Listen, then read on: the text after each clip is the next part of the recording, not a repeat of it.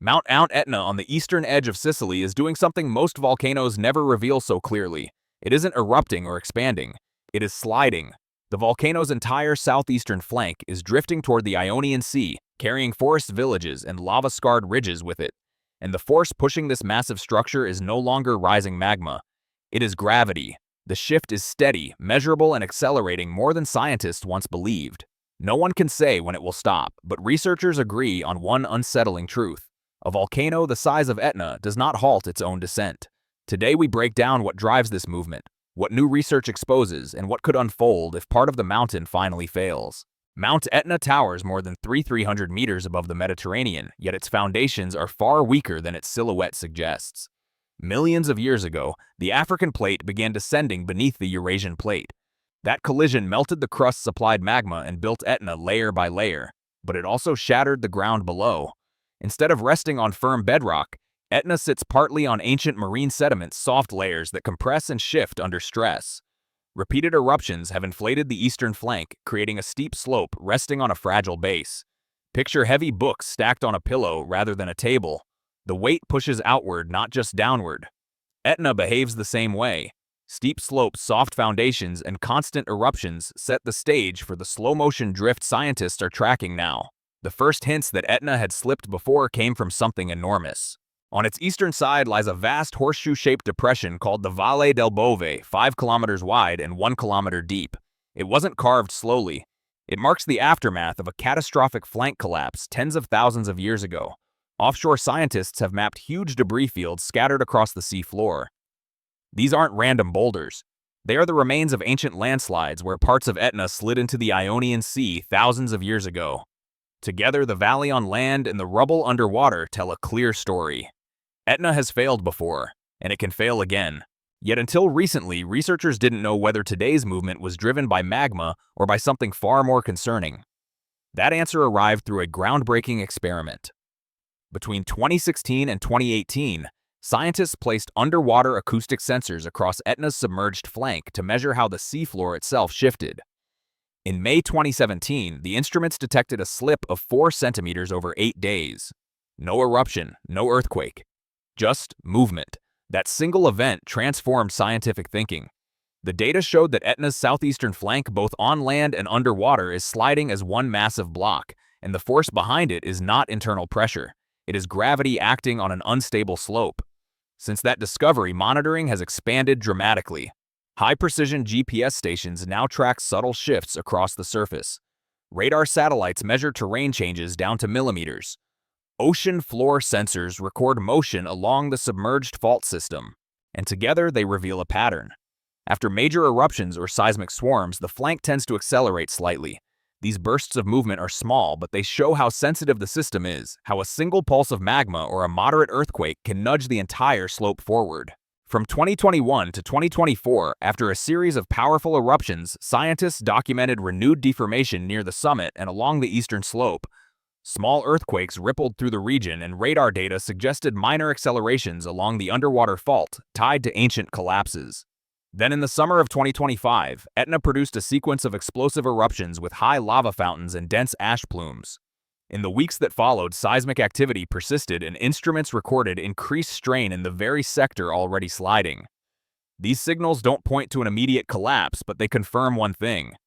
Etna's movement is ongoing, and the forces acting on its flank remain active. The question scientists hear most is the one they answer most cautiously. Could part of Mount Etna suddenly break off and crash into the sea? In the worst theoretical scenario, billions of tons of rock could detach rapidly. The falling mass would displace enormous volumes of water and potentially generate a significant tsunami. Eastern Sicily's coastlines might have only minutes of warning. But while possible, this extreme scenario is considered low probability in the near future. A more realistic outcome is a staged collapse beginning with small failures high on the slope, followed by progressive breaks moving downward toward the coast. Even these partial events could create hazardous waves locally, but nothing like the basin-wide megatsunami often imagined. The key point scientists emphasize is that Etna has a long history of movement and collapses can unfold in phases. The risk is real but not immediate, and modern monitoring greatly reduces the likelihood of being caught without warning. Predicting eruptions is already difficult.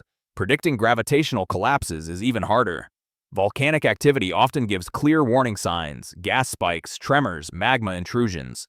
But a gravitational failure can behave differently. It may speed up slowly over months, or it may be triggered instantly by a single stress event: a deep earthquake, a sudden magma intrusion, even heavy rainfall seeping into fractures. For now, the drift measures only a few centimeters per year. That rate is slow enough that Sicily faces no immediate danger, yet steady enough to show that the movement is ongoing.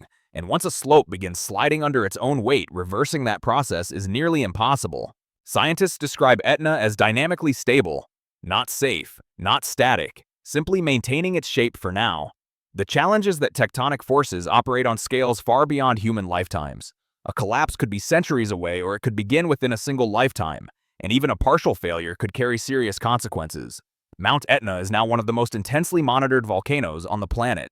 The INGV Observatory in Catania oversees a vast network of instruments, GPS stations, tracking tiny shifts, seismometers, recording microquakes, gas sensors, measuring volcanic emissions, and ocean bottom devices detecting motion along the submerged flank.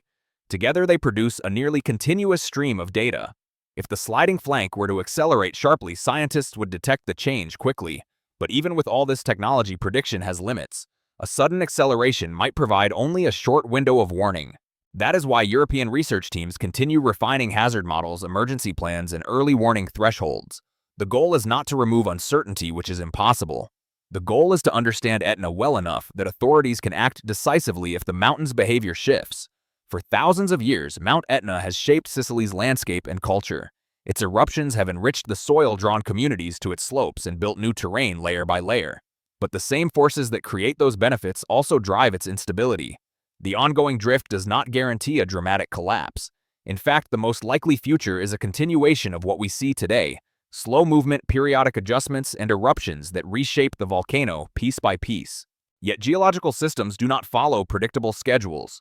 Etna's flank will continue to move, its underground pathways will keep shifting, and gravity will keep pulling the southeastern slope toward the sea. Scientists are not warning of an imminent catastrophe. They are studying a natural process that has occurred before and will eventually occur again. Understanding it is essential not to inspire fear, but to build preparedness. Even a mountain as massive as Etna is not permanent. It grows, it fractures, it slides. And one day, far in the future, or perhaps sooner than expected, part of it may fall.